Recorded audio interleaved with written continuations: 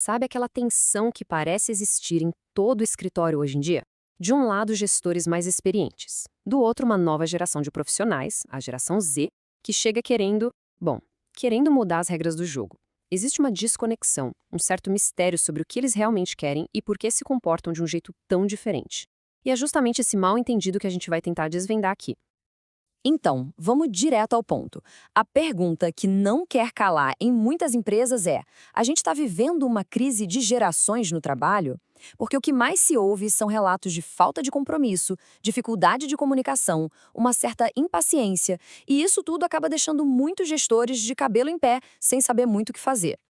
E é aqui que o conflito fica claro. De um lado, a gente tem a visão de muitos gestores que enxergam a geração Z como pouco profissional, sem muito compromisso, meio impaciente. Só que do outro lado, a realidade mostra uma geração com habilidades que são, vamos combinar, cruciais hoje em dia.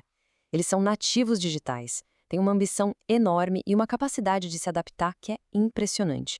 A pergunta é como é que essas duas visões tão diferentes podem existir ao mesmo tempo? E essa desconexão toda tem consequências bem reais e, olha, um pouco alarmantes. Dá uma olhada nesse número. Uma pesquisa da Resume Builder mostrou que 30% dos recrutadores simplesmente preferem não contratar candidatos da geração Z. Isso mesmo, eles se recusam. Não é só um atrito, é uma barreira de entrada no mercado de trabalho. Para a gente poder entender o que está acontecendo de verdade, a gente precisa ir além do achismo, das percepções e olhar para os dados, porque a história que os números contam é bem mais profunda e complexa do que parece na superfície.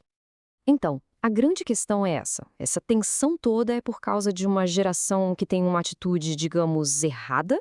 Ou será que a gente está falando de uma geração que está encarando uma realidade econômica e social completamente diferente das anteriores? Bom, vamos começar olhando para a economia. Agora, olha só que dado interessante para entender a pressão financeira. Um estudo da TransUnion mostra que a dívida no cartão de crédito de um jovem da geração Z hoje é, em média, 26% maior do que a de um millennial quando tinha a mesma idade. E isso já ajustando pela inflação, viu? Ou seja, eles já começam a vida adulta com peso financeiro muito maior nas costas. E claro que essa dívida não aparece do nada, né? Fontes como a Oxford Economics e a CNN Brasil mostram um cenário bem claro.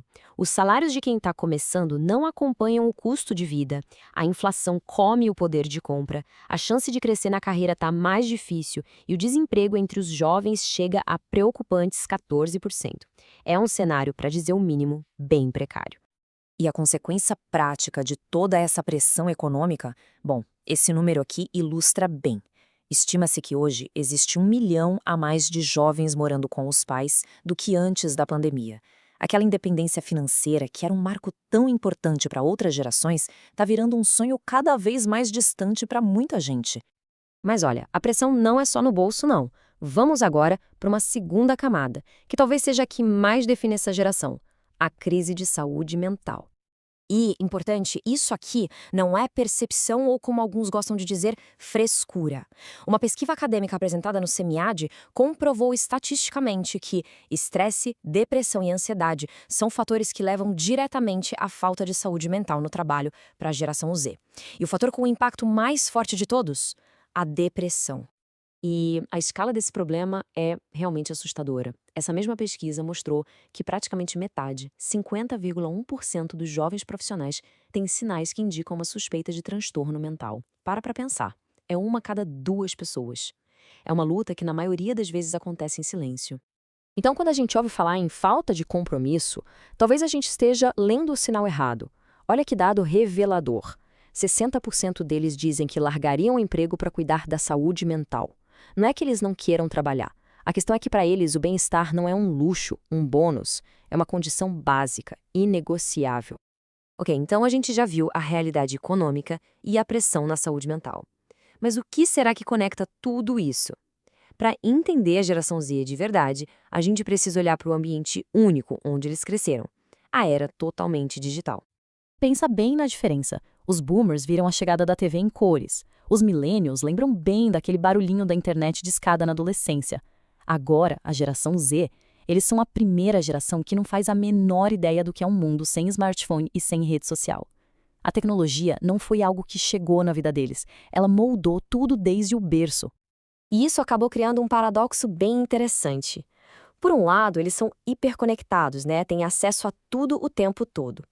Por outro, vários estudos mostram que eles se sentem mais isolados socialmente. Tiveram menos interações cara a cara, menos daquele tempo livre na rua, no bairro, que servia como uma rede de apoio social para gerações anteriores. Então, quando a gente junta tudo isso, a pressão da grana, a crise de saúde mental e essa formação totalmente digital, não é de se espantar que eles cheguem no mercado de trabalho querendo algo diferente, né? Eles não estão só pedindo umas mudancinhas, eles estão, na prática, reescrevendo as regras do jogo. E aí a gente chega no ponto central de toda essa conversa. E se a geração Z não estiver quebrando o ambiente de trabalho? E se, na verdade, eles estiverem forçando uma reconstrução que já era mais do que necessária para o futuro? Uma reconstrução que torna o trabalho mais inclusivo, mais dinâmico e mais humano. Certo. E como as empresas podem se adaptar a isso? Bom, as fontes apontam para um novo manual. Primeiro, abraçar uma flexibilidade de verdade, que vai muito além do home office. Segundo, tratar a saúde mental como um pilar estratégico, não um benefício extra. E terceiro, implementar a mentoria reversa, onde os mais novos também ensinam os mais velhos, criando uma via de mão dupla de aprendizado. Isso tudo nos deixa com uma reflexão final para levar para casa. Ao exigir um ambiente que valorize a saúde, a flexibilidade e o equilíbrio, será que a geração Z está pedindo um privilégio só para eles? Ou será que eles estão apenas sendo a voz que verbaliza a necessidade de um ambiente de trabalho mais humano, um ambiente que, no fundo, beneficiaria todas as gerações? A resposta para essa pergunta pode muito bem definir o futuro do trabalho para todo mundo.